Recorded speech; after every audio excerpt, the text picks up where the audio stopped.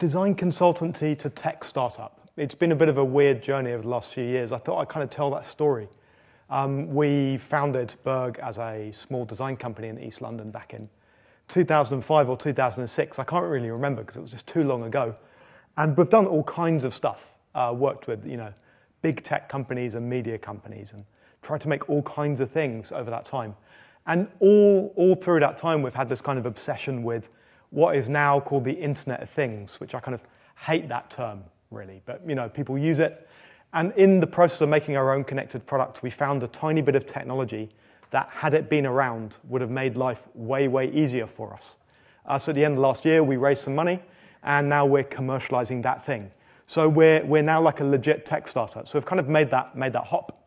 I just wanted to kind of show how that happened, I suppose. We started off kind of doing apps and strategy for people, but more and more we were being asked to look at people's connected devices, internet-connected things, how you bring technology into the home, which, personally I love because, technology can be used to create a kind of togetherness.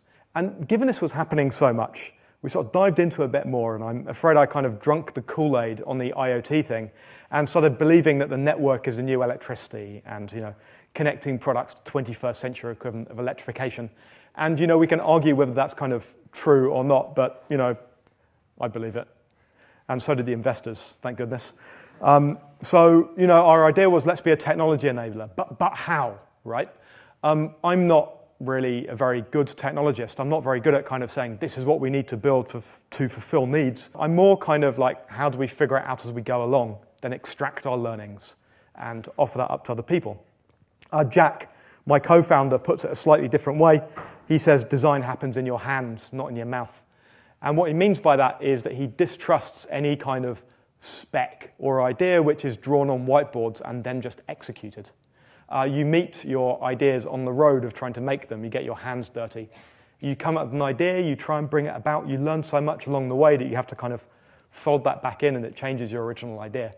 And so that's our kind of trust as a design company from our design heritage, I suppose, is that designers and technologists and anybody working on a project will learn so much as they go that the thing kind of changes and evolves and you find where the value is. So we knew to get to this platform, to get to being a technology enabler for the Internet of Things, we would have to make a product first to understand what to do. So that's what we did. This is the thing we made. This was a video we put out, beginning of December 2011. We brought this out as a little communication video to talk about the product we wanted to make. At the time, it was a functional prototype, but we hadn't really figured out how to take it to manufacture. And it was for this device we called Little Printer, which is horribly misnamed, because it's more like a little fax machine. You use it to send notes to your friends. You subscribe to little bits of content, and you make like a little personal newspaper. But we didn't know any of that at the time. All we knew at the time was we were making a web-connected receipt printer that printed its own face, because I don't really know why. Mowgli in the Jungle Book was brought up by wolves. I was actually brought up by a family of wild Tamagotchis. I'm just trying to rebuild my life that I used to have.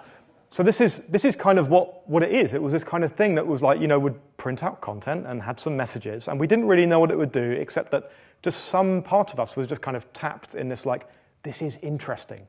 That was the single experience we were chasing down. And I think what amazed me about this was that, we're a company of somewhere between a dozen and 24 people in East London's Silicon Roundabout, right? We're not a massive company that knows how to manufacture these things. We felt our way as we were doing it, kind of what do we need to do next? We talked with friends. We asked them what we should do next, how to combine these things. And it was a weird journey, but, kind of tractable. We ended up shipping it. A year later, the packaging has won awards for how nicely it tells a story as you open it. And when it shipped, we sent out our first 1,000 and they appeared all over Instagram. And you know what? We still didn't know what that product would do. When we shipped Little Printer, we thought it was for social media addicts. You would print out your news headlines when your friends had birthdays, what the weather was, what the tube lines were. And one of the things we did was we added a very simple way for other people to add content to it. So it launched with 12 different things you could do. There are now 160, and it's very easy for people to make content for it. They just, they write in HTML, which is the language of web pages. So basically, you give this thing web pages, other people can subscribe. We added messaging. And suddenly people started treating it more like a little fax machine. In fact, this is the main long-term use of Little Printer. People can take pictures on their phone and send them to their house, and they use it to keep in touch with their family while they're away. Then we did this. On Valentine's Day, all the little printers in the world printed that with heart-shaped sunglasses. 2 people got in contact and said, this is not okay. They were really, really unhappy. Their line was that they've bought this product, it's in their house, we shouldn't be allowed to change it. You know what, they've probably got a point. I think the big problem with this Internet of Things is we don't really know what the boundaries between public and private are. There's that line, an Englishman's home is his castle. And we're kind of introducing a sort of a permeability to that. We're undermining people's very kind of, their own space by making a product which is controlled by sort of the whims of designers in East London, like it's a peculiar thing. This is not the kind of thing we would have figured out by chatting or by drawing stuff on whiteboards at the beginning of the project. It was only something we could figure out with our hands, getting our hands dirty, which for us means in the market. The reason we carry on doing it is because one of the other things we do with Little Printer is we tell stories with it. The Valentine's Day glasses are just one story we tell with it. Also, the hair grows, you have to trim its hair. Occasionally, one of the characters, there are 4 characters, 2 boys, 2 girls. One of the characters will find glasses. It'll ask you whether you like it wearing glasses. It'll break them, lose them. The story takes like 2 weeks to unfold, but it starts with no glasses. It wears glasses for a couple of weeks and stops. So we did that story and got this email. My son is nearly 7 and wears glasses. He gets bullied at school for wearing glasses. His friends tease him. So imagine his surprise and delight at seeing glasses on our Little Printer. He was so excited to keep keeping all of the printouts that have the glasses on them. And the email was begging for the glasses to be brought back. I love this experience we never could have predicted. And the thing we've kind of discovered out of all of this, out of this kind of slightly world-building exercise, is we've found out the very small bit of the Internet of Things which has value. Out of doing all of this, we've figured out the little bit of technology that would have saved us 6 months development right at the beginning of the project. We've discovered that had we had that to begin with, our life would have been easier, and if we gave that to other companies, their life would be easier. And that's the bit we're commercializing. We wouldn't have found that without making the product first. There's no way we could have predicted that. And what's more, there's no way we could have illustrated it.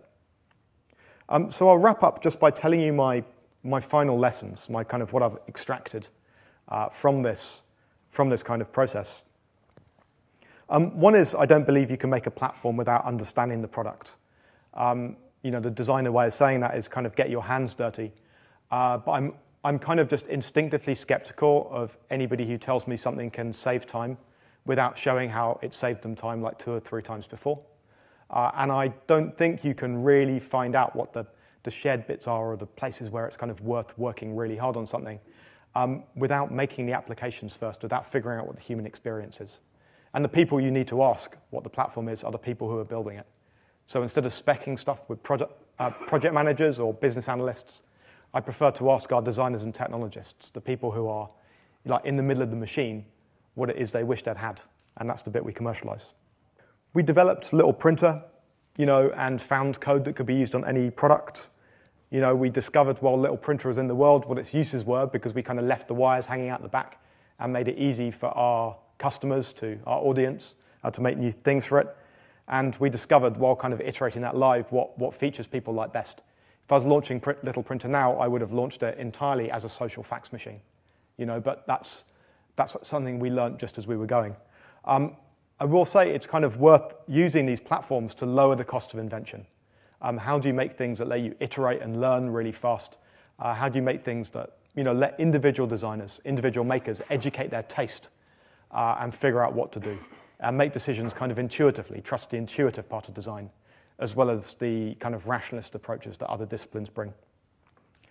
My last kind of lesson is something which is maybe only applicable to the new world of product, but I wonder whether it's more widely useful in that we don't have customers anymore in this new world of direct connection between producers and consumers, where those worlds are broken down. We have an audience.